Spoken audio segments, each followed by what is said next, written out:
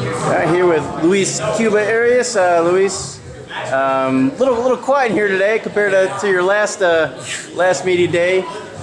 Just a question as far as it goes when Floyd's in camp. As a fighter, strictly from training standpoint, do you like it when it's a little more quiet in the gym as opposed to when it gets crazy when Floyd's in here? Actually, I do. I like both. But when it comes down to focusing and the things you need to work on, it's lovely when the gym's like this. I get more time with my trainer. But at the same time, it's also good when there's a lot of eyes on you, because then you get used to having all those eyes on you, and you get used to staying sharp. And you got to know you can't be playing because there's a lot of people looking at you. So it's good to have both, but every now and then it's always good to have the gym quiet like this. So when this is the first week Floyd's been in camp, so you haven't had to deal with it too much. But when you have those extra eyes on you, just passersby, does it affect your training at all as far as what you're kind of trying to do in there? Not necessarily. It keeps me sharp actually, especially now with the media day. You want to stay sharp. There's media around you, but when there's a lot of people around you as well, you want to be known as a guy who's working hard in the gym.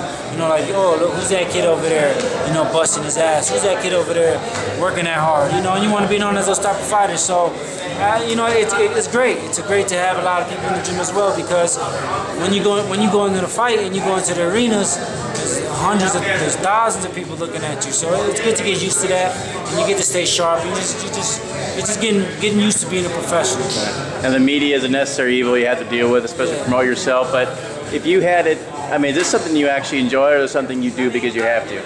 Media, I enjoy it. I've always been a talkative kind of guy. I like speaking to people. I've always been well spoken. So I have no problem. I understand the media part is essential in professionals, and this is what you have to do. And now it's just about how you carry yourself when you do it.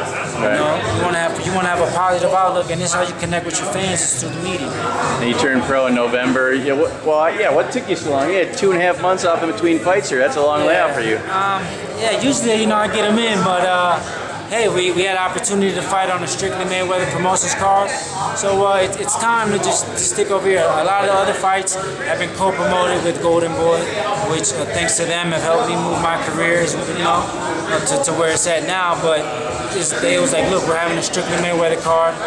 Just hold a little bit, and we'll get you right here. So it was perfect. I got some time to myself. I got to spend some time with my family, with my friends before I got right back into camp. But getting the ball rolling again, and hopefully I'm fighting this weekend.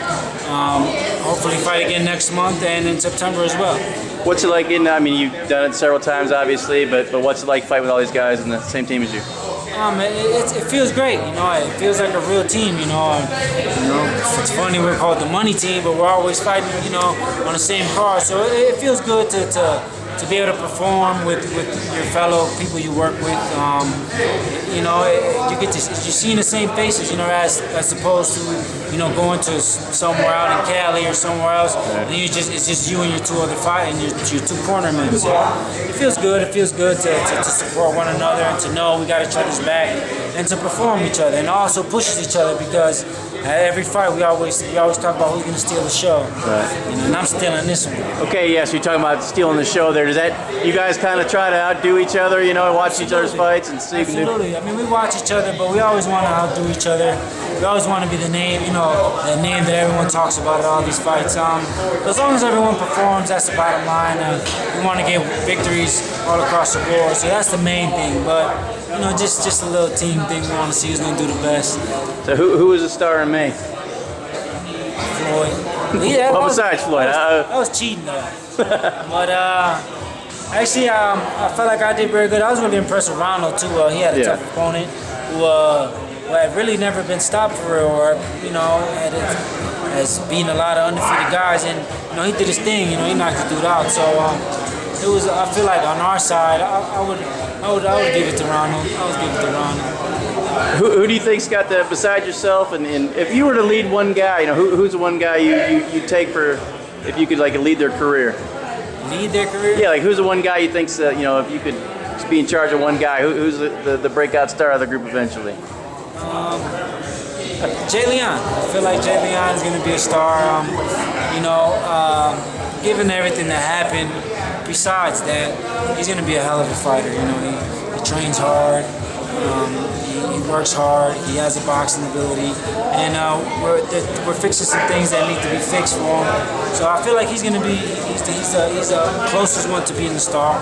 Ronald is going to be good too. He has a very exciting professional style. You just got to get him to learn English a little bit so he can connect with American people a little more. But yeah, we have a stock team. We have a very good team. We got Andrew coming in. Nels who works extremely hard as well. He also is an exciting fighter.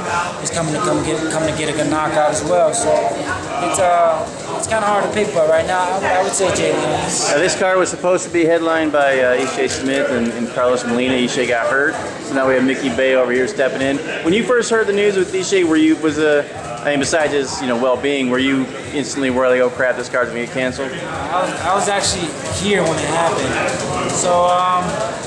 Actually, I wasn't. I was thinking more about his health. He's a good friend of mine. And a lot of people don't know that I met Ishe 3-4 years ago, way before he was even connected to Floyd, way before before I was signed. I was still fighting in the amateurs, and so I've grown a relationship with him. So it was more of just making sure he was okay. The cut was in a very bad spot, and I knew the fight was gonna keep going. It was just a bummer that his first title defense in Vegas had to get postponed like that. So Mickey Bay got bumped up to the main event against John Molina. We still got Molina in the main event, but tough fight for him. Big step up, big power puncher. How do you think Mickey's gonna respond to that fight? I feel like Mickey's gonna show up. I've been watching him training.